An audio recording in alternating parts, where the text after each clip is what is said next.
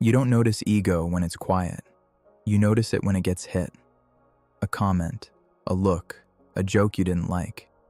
And suddenly, your whole body reacts as if something important is being threatened. Because ego isn't just confidence. Ego is the part of you that needs to be someone right now. So you build a version of yourself. The competent one, the good one, the one who's always right. And you wear it like a mask. You keep it polished. You defend it. You check the room to see if it's working. And when it is, the feeling is addictive. When it isn't, everything becomes personal. You can hear it in your head. Respect me. Notice me. Don't embarrass me. Don't make me small.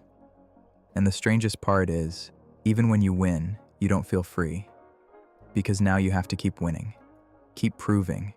Keep protecting the mask. So what is ego, really? Is it who you are? Or just what you're clinging to? The Buddha wouldn't call ego evil. He would call it attachment, a grasping, a tightening around an identity that you want to keep safe. And suffering begins the moment you cling. Because the world is unstable. People change. Status changes. Bodies change. Reputation changes. So the ego keeps reaching for something solid and never finds it. That's why it's exhausting. You're trying to build a permanent me inside a moving world. And the more you cling, the more you fear losing. So you become reactive. You defend. You compare. You perform. Not because you're vain, but because you're scared. And if you watch closely, you can see the mechanism. Ego doesn't want truth. It wants safety. It would rather be right than be real. It would rather be admired than be at peace. Epictetus would cut through it with one question: what is up to you? Your image, other people's opinions, whether you're praised or ignored, not up to you. But your choices, your judgments, your actions are up to you. And when you really accept that, ego starts to lose its grip. Because you stop trying to control the room and start controlling the one place you actually can. Your own response. So instead of asking, how do I look? You ask, what is the right action here? Not the impressive one, not the winning one, the right one. And you practice it in small moments.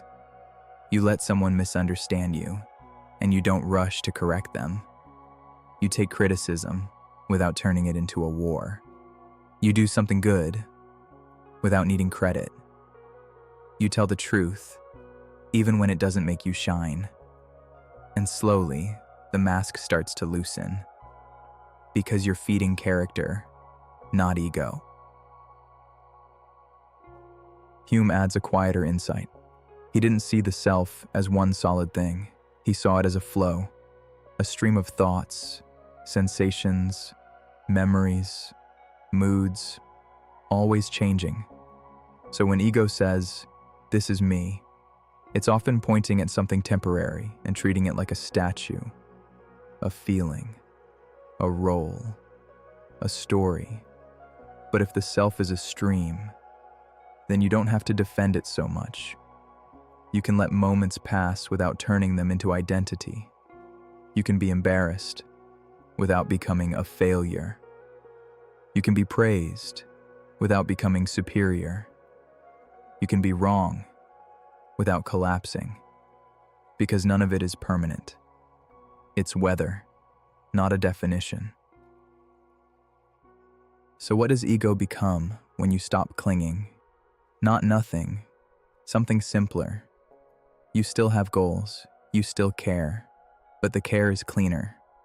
You don't need the room to approve for you to act with dignity. You don't need to be seen to be real, and you don't need to win to be free.